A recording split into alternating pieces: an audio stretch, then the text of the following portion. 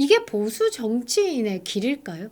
저는 아니다라고 생각을 합니다. 보수 진영에 오랫동안 발을 담고 있지만 본인의 그 권력욕, 내가 어느 정점에 오르겠다, 이것을 위해서 타협을 했다라고 저는 생각을 합니다. 반갑습니다. 김영인 TV입니다. 대한민국 불이 났죠. 국민들은 속에 이제 불이 났습니다. 이재명의 무죄 선고 때문에. 그런데 말이죠. 대한민국 땅도 불이 났습니다. 대학 캠퍼스, 고시원, 야산, 호텔, 장소는 달랐지만 말이죠. 공통점이 하나 있습니다. 방화범이 중국 뗀놈들이다 라는 거죠. 경찰은 검거를 했죠. 신원이 대부분 중국 유학생 혹은 중국 국적 체류자다 라고 합니다. 화면에 한번 띄워 드릴 건데요. 타담한 중국어 서적, 야산서, 이딴 화재 방화 용의자는 중국 유학생이다. 그러니까 이 중국 서적에 불을 붙이고 산에 던졌다. 잡고 보니까 중국 유학생이다 라는 거죠. 출국 전에 검거했다. 무슨 이유로 한국에 들어와서 산에 불을 냈을까? 4차례나 방화를 했다라고 합니다. 범행 동기는 술에 취해서, 귀신이 보여서, 돈을 잃어서 이런 말들 뿐이다 라고 하는데요. 부산 쪽의 산불도 이 방화범을 부산경찰청이 검거를 했는데 잡고 보니까요. 중년의 조선족이었다 라고 합니다. 중국에서는 지금 이렇게 화면까지 띄워가면서 그래픽까지 작업을 해가면서 대한민국 땅에서 지금 이게 불이 나고 있다 이런 식으로 지금 보도를 하고 있습니다. 제가 핵심적인 부분만 좀 잡아봤는데요. 대학 캠퍼스 4차례 연쇄 방화, 유학생 공항서 출국 전 검거, 중국인이다. 그 다음에 지금 미국 구남 연쇄 화재는 중국 사보타주 공작 아닌가라는 부분도 있고요. 술 취해서 새 들어 살던 집에 2대를 방화한 60대 중국인들이 고시원에도 불을 지르고요. 강원랜드 호텔 방에도 불을 지르고요. 곳곳에 불을 지르고 자빠졌습니다. 이쯤 되면 우리는 좀 생각을 해봐야 되는 게 이 중국 것들 단순한 범죄 아닙니다. 질서 파괴자다라는 겁니다. 국가의 도덕과 안전 그리고 공공의식이 붕괴되는 징후다라는 것이죠. 우리는 어느 순간 이 중국인들이 한 마을을 독점하고 그 마을이 커져가서 한 지역 무슨 동 뭐 서울 같으면 신림동 뭐 이런 부분에 자리를 잡으면서 한국 국민을 몰아내는 지경까지 생겼죠. 도대체 이것들이 이 대한민국 땅에 어떻게 들어왔을까? 아니, 어떤 식으로 열어놨길래 이렇게 대거 유입이 됐을까? 누가 이들에게 문을 열어줬을까? 문재인. 이 생각이 나죠. 대한민국이 언제부터 이렇게 중국의 놀이터가 됐는지 참 두렵습니다. 표현의 자유를 가장한 집회에 중국 것들이 대거 동원이 되고 있고요. 산을 태우고 사람을 태운 불, 그 뒤엔 언제나 중국 국기가 있었습니다. 한때 유학생이었고 한때 투자자였던 이 중국 것들이 대한민국 국민을 위협하고 있고 불꽃과 공포 그리고 무너진 신뢰로 위협하고 있습니다. 구조적으로 묻고 따져야 할 때죠. 대한민국 제도에 대해서도 점검이 필요할 때 정책적으로 중국의 문을 연 자가 누구인지, 제도를 통해서 이 위협을 초래한 자가 누구인지 그 이름에 대해서 조금 알아볼 필요가 있습니다. 제가 말이죠. 이 중국 이 반중 정서가 대한민국에 자리 잡아야 대한민국의 번영은 보장받을 수 있습니다. 이 2030을 주축으로 반중 정서가 이게 조금 더 업그레이드 돼가지고 현중 정서로 발전을 하고 있는데요. 물론 뭐 갈림 현상 이런 것에 걱정은 하지만 대한민국 상황으로 봤을 때 이 반중 이 정서가 그렇게 나쁘지만은 않다라고 봅니다. 왜냐? 이 신사적인 룰을 어긴 쪽이 어디냐? 이 중국이다라는 거죠. 대한민국의 부정의 세력들 그 뒤에는 다 중국 공산당을 의심받고 있는 거죠. 그게 이유 없을까요? 아니 땐 굴뚝에 연기 날까요? 저는 아니다라고 봅니다. 그래서 제가 앞으로 시리즈를 좀 만들어 볼까 하는데요. 이 대한민국의 친중의 세력에 대해서 조금 파헤쳐 볼까 합니다. 오늘 1편은 말이죠. 원희룡 전 국토부 장관입니다. 원희룡 국토부 장관이 말이죠. 지금 정치적인 발언을 좀 하고 있습니다. 경북 안동의 산불 현장에서 이틀간 자원봉사를 하면서 오세훈 시장과도 연대하는 모습이 보이고요. 이재명의 무죄에 대해서도 사실상 사법 내전 상태다라고 하면서 이재명의 무죄에 대해서 대법원이 바로 잡아야 한다라는 메시지를 냈습니다. 그런데 말이죠. 이 원희룡 전 국토부 장관이 의료개혁에 반발해서 복학하지 않는 의대생을 겨냥해서 공부할 의지가 없다면 정부와 학교는 진짜 공부하려는 사람에게 기회를 주어야 한다라면서 제적을 해야 된다라고 목소리를 내고 있습니다. 제가 중국화 현실에 대한 도덕적, 질서적 문제 제기에 이 친중 정책의 기록을 가지고 있는 정치인을 조금 파헤쳐 볼 생각인데요. 첫 번째 주자 원희룡입니다. 제주도를 말이죠. 베이징에 넘기려 한 사나이입니다. 앞서 정치적인 발언을 하는 원희룡이 갑자기 의대생을 공격하는 이유가 무엇인지도 어느 정도 퍼즐이 맞춰지는 상황인데요. 알고 나니 말이죠. 너무나 놀랍습니다. 제주를 베이징에 넘기려 한 사나이 원희룡 편입니다. 구독과 좋아요 버튼 꼭 눌러주시고요. 끝까지 시청 부탁드리겠습니다. 큰 힘이 되고 있습니다. 지금 이게 대한민국입니다. 대한민국의 중국 것들이 이렇게 많이 드글드글 거리고 있는데요. 중국국을 꿈꾼 지방정부, 저는 제주도가 가장 눈에 띕니다. 제주도 가면요, 사실 중국인들 때문에 몸살을 앓고 있습니다. 살인 사건, 폭행 사건 심심찮게 일어나고 있고요. 우리 대한민국 국민들이 여행지로 선택하는 제주도가 말이죠. 제주도를 장악한 중국 때문에 물가는 치솟았고요. 이 공공질서는 파괴가 됐고요. 우리나라에 오랫동안 자리 잡았던 1위 휴양지는 사라졌다라는 겁니다. 제가 제주도에 가서 가장 놀랬던 게 말이죠. 다 대형입니다. 찜질방도 말이죠. 하는데 막 구멍이 파져 있어. 한 200개 정도. 그게 뭐냐라고 물어봤더니 발 담그는 곳이더라고요. 이 200개 구멍을 한꺼번에 담그냐라고 했더니 중국 사람들 용으로 만들어졌다. 그리고 심심찮게 보도되고 있는 것 중에 하나가 기초 질서가 안 되어 있는 중국인들은 당연한 것 같지만 대한민국은 깜짝 놀랄 노자죠. 길 가다가 그냥 똥 싸고 오줌 쌉니다. 여자고 남자고 상관없습니다. 여자들도 똥 누고 싶으면 그냥 엉덩이 까고 똥 싸는 게 중국인들이다 라고 저는 생각을 하는데요.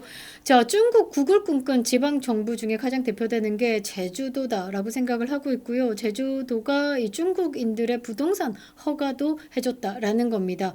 2015년 당시의 제주도지사가 원희룡이었죠. 이때 충격적인 발표를 하나 하는데요. 중국 전담부서를 신설하겠다라고 말이죠. 일명 중국계, 그러니까 중국과 중국국을 체계적으로 구상을 한 겁니다. 대한민국 행정조직 안에 사실상 중국 관청 하나를 만들겠다라고 제주도가 나섰다라는 겁니다. 이 발상 자체가 매국 발상 아닙니까?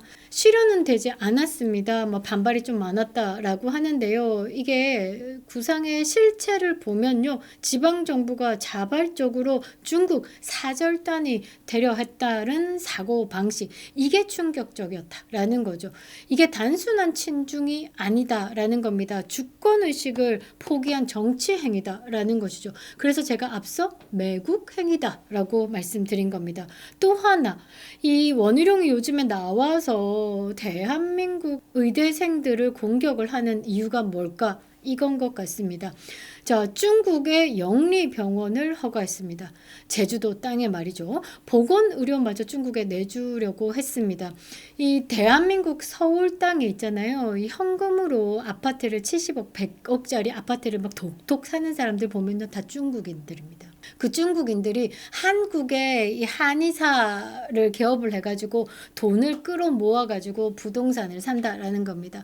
이거 뭔가 순환 구조가 좀 이상하지 않습니까? 한국 사람들 돈 끌어모아서 중국인들이 이 한국 땅에 부동산을 산다라는 것, 문제가 있는 겁니다. 자, 2018년 원희룡이요, 국내 최초로 영리병원 녹지 국제병원을 허락했습니다. 중국의 녹지그룹이 투자한 병원입니다.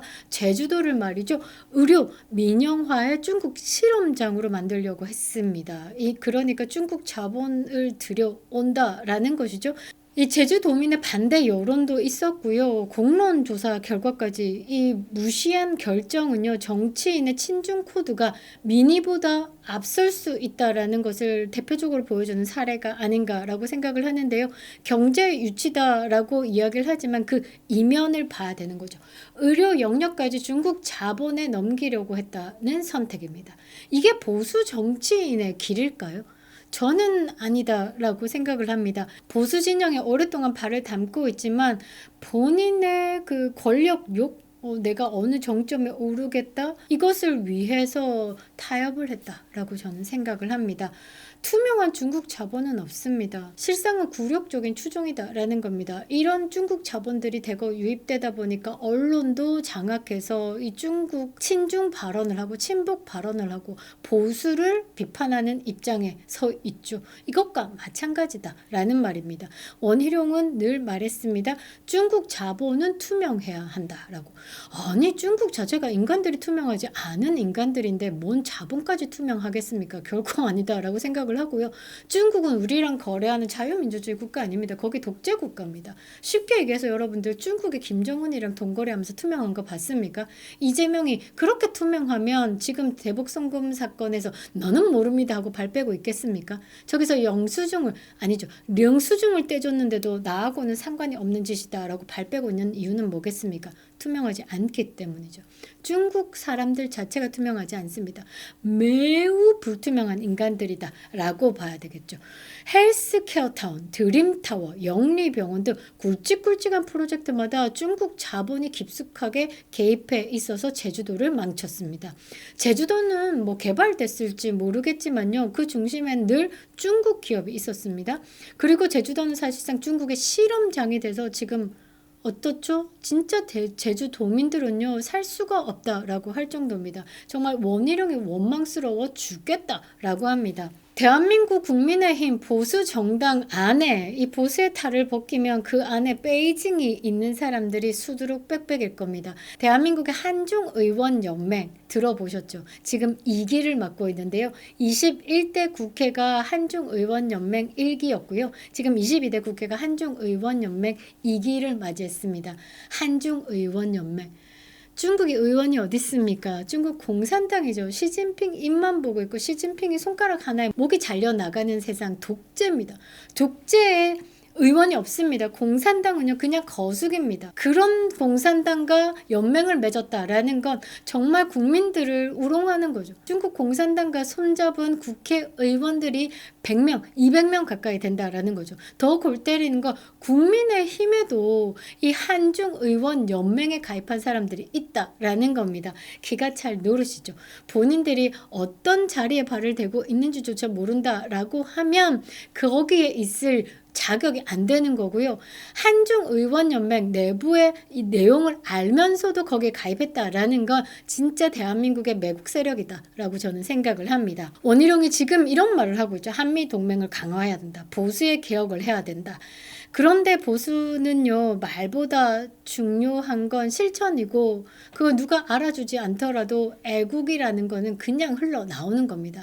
그런데 원희룡을 보면요 과거의 선택 을 보면 중국국을 꿈꾼 자입니다. 의료 주권을 넘겼고 중국 자본에 취해서 문을 활짝 연 자입니다. 그런데 지금 와서 반중을 말한들 국민들은 그의 기록을 기억을 하는 거죠.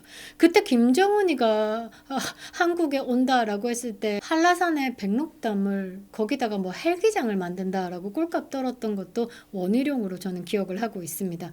중국을 꿈꾸는 자가 지금 윤석열 대통령의 친미 반중 국정 운영에 지금 국익을 함께 맺히겠다라고 하고 있습니다.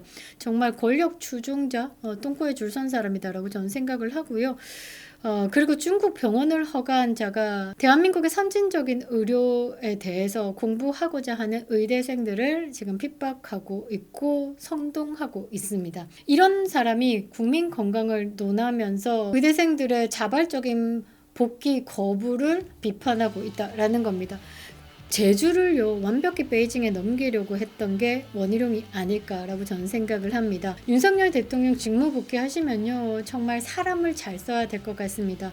대한민국을 북한에 중국 아가리에 쳐넣기 위해서 했던 일들을 거꾸로 올라가서 그 시작점을 찾아낸다라면 윤석열 대통령의 비상계엄은 성공을 하는 겁니다. 제1 해시태그는 가장 중요한 키워드는요 부정선거입니다. 두 번째 해시태그는요 친중, 친북, 척결이다 라는 것이죠. 이 다음 친중의 시리즈 2편은요 대한민국 품격을 무너뜨린 쉐쉐 이재명에 대한 내용 다뤄보도록 하겠습니다. 많은 관심 부탁드리겠습니다. 김영윤 TV였습니다.